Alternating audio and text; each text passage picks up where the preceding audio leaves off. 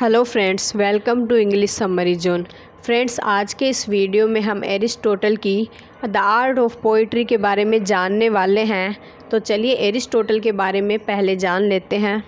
Aristotle the ancient Greek philosopher, वो एक प्राचीन ग्रीक दार्शनिक थे। Stands one of the most influential figures in the realm of intellectual thought.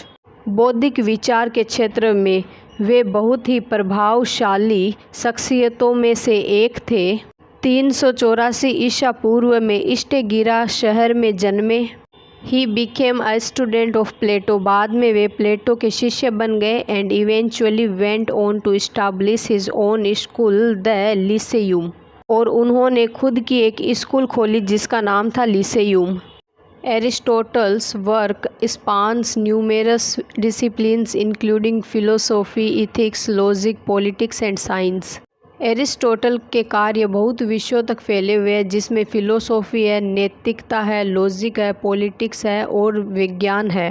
His ideas and techniques have left an indelible mark on the development of Western philosophy. उनके ideas और technique ने western philosophy के विकास में अमिट छाप छोड़ी है। And continue to be studied and debated to this day, और आज भी इसका अध्ययन और बहस जारी है। Aristotle's Poetics is a fundamental work in literary theory. Aristotle का वर्क पोएटिक्स लिटरेरी थ्योरी में एक मूलभूत वर्क है।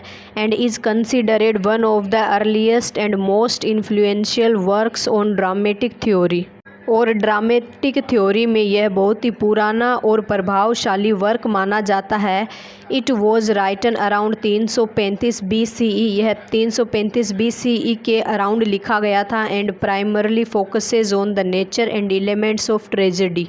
इस वर्क में मेन फोकस ट्रेजेडी पर किया गया है।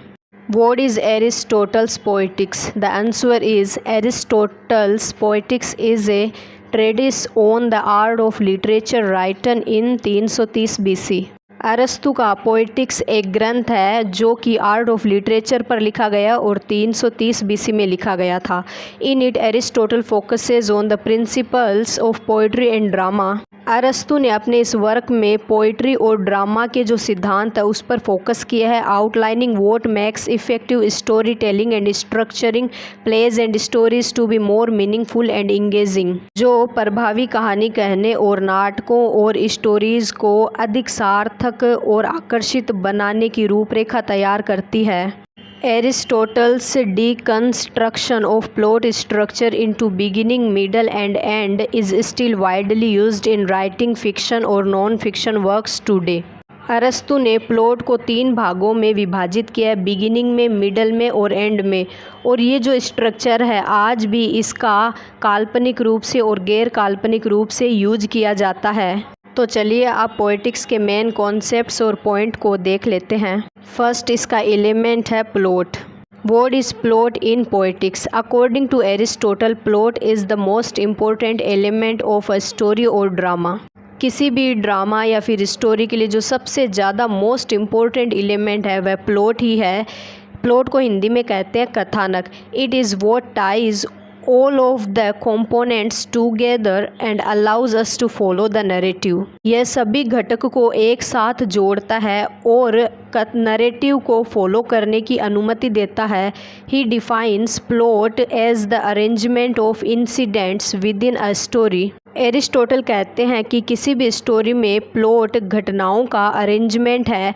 Aristotle stresses that plot should be structured logically and in a manner that follows a beginning, middle and end. According to Aristotle, plot को इस प्रकार बनाना चाहिए कि वह शुरुआत, मध्य और अंत का पालन करे, यानी प्लॉट को 3 भागों में बांटा जाना चाहिए।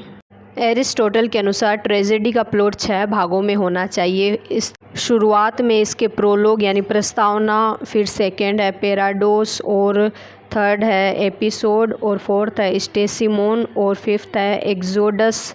एक्सोडस को हिंदी में कहते हैं फाइनल सीन। एंड सिक्स्थ है पैथोस यानी suffering. This traditional structure allows for dramatic tension to increase as we progress through the story, so that by the time we reach the climax, our interest in the narrative is at its peak. जैसे जैसे हम इस story में आगे बढ़ते जाते हैं तो जो ये ट्रेडिशनल स्ट्रक्चर है वह ड्रामेटिक टेंशन को बढ़ाता है, ताकि जैसे ही हम क्लाइमेक्स पर पहुंचते हैं तो हमारा जो इंटरेस्ट है वह चरम सीमा तक पहुंच जाता है। यानी एक प्लॉट वेल स्ट्रक्चर्ड और सीक्वेंस में होना चाहिए ताकि ऑडियंस को उसमें और ज़्यादा इंटरेस्ट आए। अब हमने कहानी तो तैयार कर ली, तो चलिए देखते हैं उसमें कैरेक्टर कैसे होने चाहिए।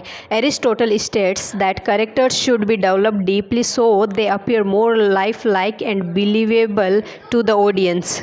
कि कैरेक्टर को इतनी गहराई से बनाना चाहिए ताकि वे जीवित लगे और ऑडियंस उन पर विश्वास कर सके। Characterization involves giving a character personality, emotions, motiveness, values and goals. इनके अंदर पर्सनैलिटी, इमोशंस, मोटिवनेस, वैल्यूज़ और लक्ष्य को डालना चाहिए ताकि कैरेक्टर रियल लगे। By doing this, Aristotle argues audience can relate and emphasize with a character on an emotional level which is essential to be engaging, ताकि ऑडियंस कैरेक्टर से emotionally attach हो सके और ऐसा करके हम स्टोरी को और ज़्यादा आकर्षक बना सकते हैं। अकॉर्डिंग टू एरिस्टोटल्स जो कैरेक्टर है वो कंसिस्टेंट होने चाहिए ताकि वे ऑडियंस को एक कंटिन्यूटी का सेंस दे सके और ऑडियंस आसानी से कैरेक्टर के डिसीजन और एक्शंस को समझ सके। आगे उन्होंने बताया है कि एक कहानी की उच्चारण और शैली कैसी होनी चाहिए। According to Aristotle's Poetics, diction and style refer to the use of language in order to convey meaning. कि कहानी में लैंग्वेज का इस प्रकार यूज़ किया जाना चाहिए कि वह ऑडियंस तक अपने मीनिंग को पहुंचा सके। Aristotle suggests that a writer should use simple straight forward language that is appropriate for the tone and atmosphere of the story. कि एक राइटर को सिंपल और सीधी लैंग्वेज का यूज़ करना चाहिए ताकि वह स्टोरी के एटमॉस्फेयर और उसकी टोन में उपयुक्त हो सके। He also argues that metaphors and other poetic devices can be used to enhance the literary value of a work. वे ये भी कहते हैं कि लैंग्वेज में मेटाफर्स और अलग अलग पोएटिक डिवाइस का भी यूज़ करना चाहिए ताकि उसकी लिटरेरी वैल्यू बढ़े। साहित्य के भीतर स्टाइल और डिक्शन गति क्रिएट करते हैं that can carry a reader through a story, जो कि एक पाठक को स्टोरी तक ले जाती है। Style describes how words are arranged into sentences and paragraphs in order to create an effect on the reader. जो शैली है, स्टाइल है, वो डिस्क्राइब करती है कि कैसे शब्दों को सेंटेंस और पैराग्राफ में अरेंज किया जाए ताकि वह रीडर को इफेक्ट कर सके। एरिस्टोटल सजेस्ट करते हैं कि writers should structure their sentences in such a way that they lead up to important moments. कि राइटर को सेंटेंस का स्ट्रक्चर इस प्रकार बनाना चाहिए ताकि वह रीडर्स को इम्पोर्टेंट मोमेंट तक ले जा सके। This create suspense and helps engage readers with the narrative. इससे रहस्य बना रहेगा और स्टोरी और ज़्यादा आकर्षित लगेगी। नेक्स्ट एलिमेंट है स्पेक्टेकल एंड सॉन्ग। स्पेक्टेकल का मतलब होता है तमाशा। According to Aristotle, spectacle and thought provoking ideas are key components of narrative. कि एक कहानी के लिए तमाशा और थॉट प्रोवोकिंग आइडियाज़ मेन घटक होते हैं। Spectacle is defined as the use of element to convey a story और आइडिया। स्पेक्टेकल का यूज़ एक एलिमेंट के रूप में किया जाता है जो कि एक मैसेज को या आइडिया को कन्वे करती है। Such elements can include scenes, customs, settings and music that help paint a vivid picture of the story and its environment. इन एलिमेंट में सीन्स, रीति रिवाज, सेटिंग, म्यूज़िक होते हैं जो कि एक स्टोरी को एनवायरनमेंट देती है और उसको विभिन्न पिक्चर देती है। Thought provoking ideas refer to concepts presented in the story that challenges an audience assumption about the world by prompting them to think more deeply about what they are reading. Thought provoking ideas उन concept को refers करते हैं जो कि एक story में audience के जो दुनिया के बारे में विचार है उनको चैलेंज करती है। जो भी वे उस स्टोरी में पढ़ते हैं वे उसे सोचने के लिए मजबूर हो जाते हैं। In essence, these ideas provoke readers to consider different perspectives and reflect on their own benefits. ये सभी आइडियाज़ रीडर को अपने बेनिफिट के लिए अलग अलग नज़रिए भी देती है। यानी स्टोरी का जो भी थॉट होता है वह रीडर्स के बेनिफिट के लिए होता है और उसे एक नया नज़रिया प्रदान करता है। नेक्स्ट एलिमेंट है इमिटेशन एंड मिमेसिस, जिसका मीनिंग होता है नकल करना। Aristotle argues that art, particularly poetry, is a form of imitation और मिमेसिस ऑफ रियलिटी, कि जो पोइट्री होती है वह एक नकल का ही रूप है और वह एक रियल नकल लगनी चाहिए। He believes that human have an innate tendency to imitate and that art of allows us to understand and learn from the world around us. वे मानते हैं कि मनुष्य में एक जन्मजात प्रवृत्ति होती है नकल करने की, और इस नकल करने की कला के कारण ही हम हमारे चारों ओर फैले इस दुनिया को समझ सकते हैं, सीख सकते हैं। नेक्स्ट है tragedy. Aristotle places significant emphasis on tragedy as the highest form of dramatic art. According to Aristotle, tragedy एक ड्रामेटिक आर्ट के लिए सबसे ज़्यादा इम्पोर्टेंट है। He defines tragedy as an imitation of a serious and complete action that arouses pity and fear in the audience and leads to purifying of emotions. वह tragedy को serious और complete action की नकल कहते हैं, जो कि ऑडियंस में दया और डर को पैदा करती है और उनकी भावनाओं, उनके इमोशंस को शुद्ध करती है। Aristotle's Poetics continue to be a cornerstone of dramatic theory. अरस्तु का काव्य शास्त्र नाटक के सिद्धांत की आधारशिला बना हुआ है। Offering insight into the art of story telling, कहानी कहने की जो कला है उसके लिए यह अंतर्दृष्टि प्रदान करती है।